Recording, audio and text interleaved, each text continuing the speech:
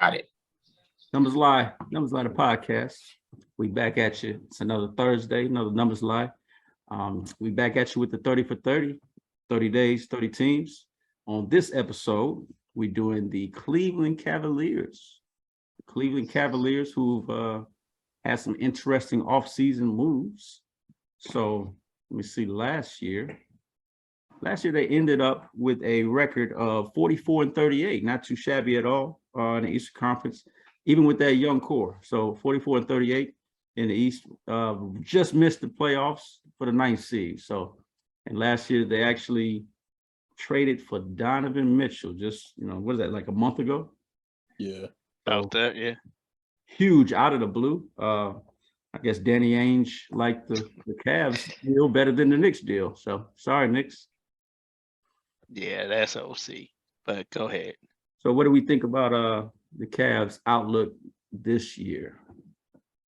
What are they about? Me personally, I like Donovan Mitchell pick up. They're a very guard-heavy team with, Mitchell. You got Rubio still over there. You got Darius Garland over there. You got Nembhard Jr. over there.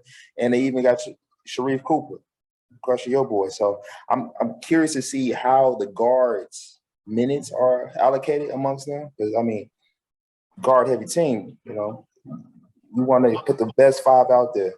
I don't really think you're going to have to worry about the guard distribution simply because I think that Garland and Mitchell, will be the starting backcourt, and Rubio come off the bench just like he did before his injury. And the thing with Rubio was starting after the Sexton injury. I'll correct that. The thing is though, with Rubio, before Rubio got hurt, at one point the Cavs were top 4, top 5 in the East. Yeah, they was rolling.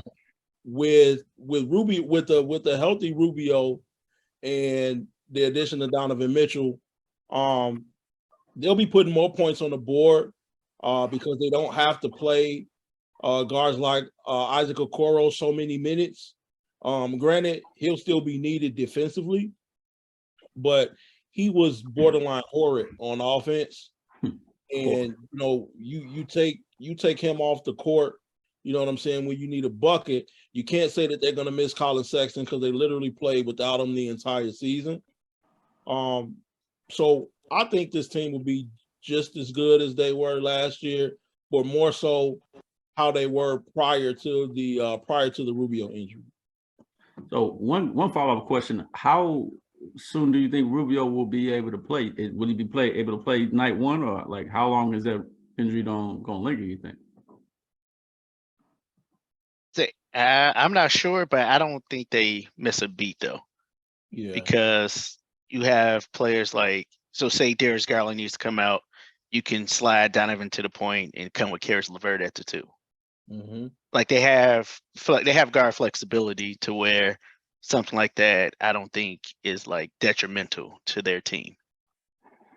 Mm-hmm. And that 5 is kind of nasty, like for a team like the Cavs, who was low in the standings last year. I mean, you got Darius Garland, Donovan Mitchell. You said Okoro gonna play the 3? Yeah, I think Okoro gonna start at the 3. Right, and then you got Jared Allen and Mobley at the 4 and the 5. So that's kind of nasty, actually. Like, at least like that 4 is kind of crazy. So yeah, I don't know. I got them. It's crazy because the East is so stacked though. Like in my first mind, I'm gonna be like, oh, they should be like a top 5 team. Not in the East. Like so. See, I got them at 5. Yeah, that's what I was going. I had them at 5 as well. And realistically, my bad. No, I just feel like outside of the Nets re-signing KD, the Cleveland Cavaliers won the offseason with this trade.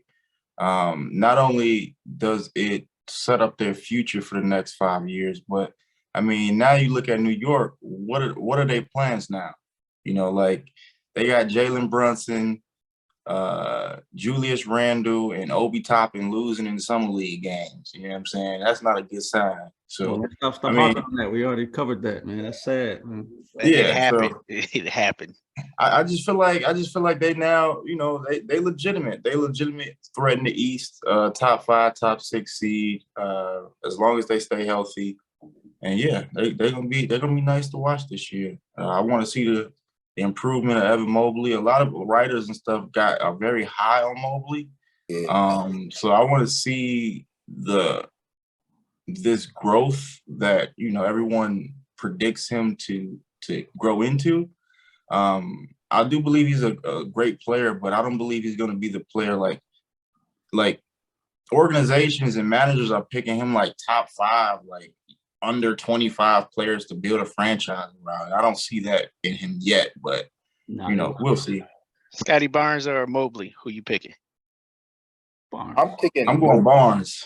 Of course. Yeah. But Mobley ain't too far behind because I like Mobley's footwork. I like his defensive. Hey, do you think right now Scotty Barnes is a better shooter than Mobley? Of course. Yes. I don't know about that. I ain't gonna lie. If I'm starting a franchise though, like starting a franchise, I'm taking Mobley over Barnes. As much as I like Scotty Barnes, I took Scotty Barnes as the rookie of the year and all of that. Franchise wise, I'm gonna take Mobley over Barnes. Just because I feel like I can put more around Mobley than I can Barnes. But let's be realistic as far as we were talking about that 5. The only reason, and it may sound crazy, but the only reason Okoro is starting is because his offense is as bad as it is. Because you can't have him coming off the bench, you know what I'm saying? Because he really doesn't have any scoring capability. Caris LeVert is a scorer.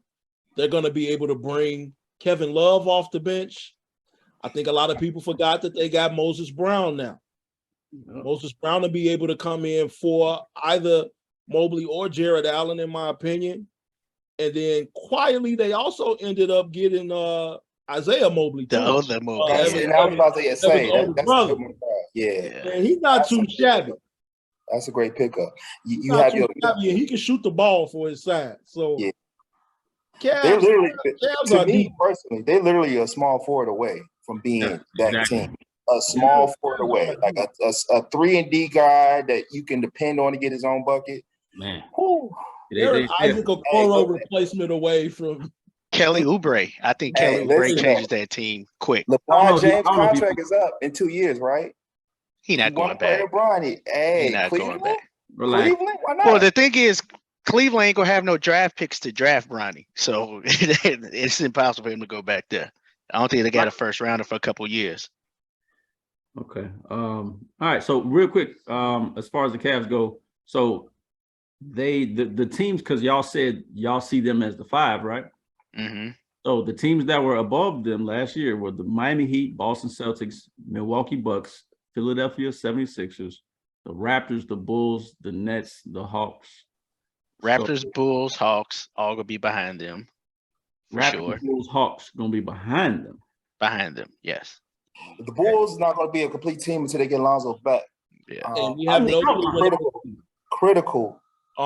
We have no clue when that'll be. I also think there's another team that'll be behind them. Miami. Yes, sir. Okay, cool. I was making it because I've been so high on Miami these past couple years, but we'll get to that when we. We'll get to Miami. About their offseason.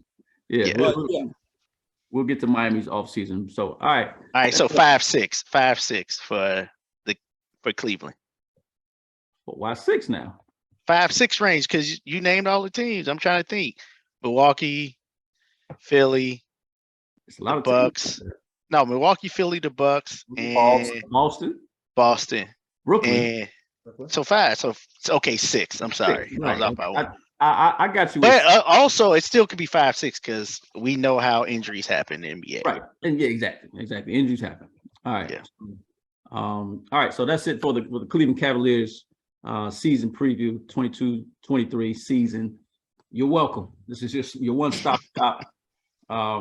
Tune in next time. Your favorite team may be previewed next Numbers Live, the podcast. We out. Peace.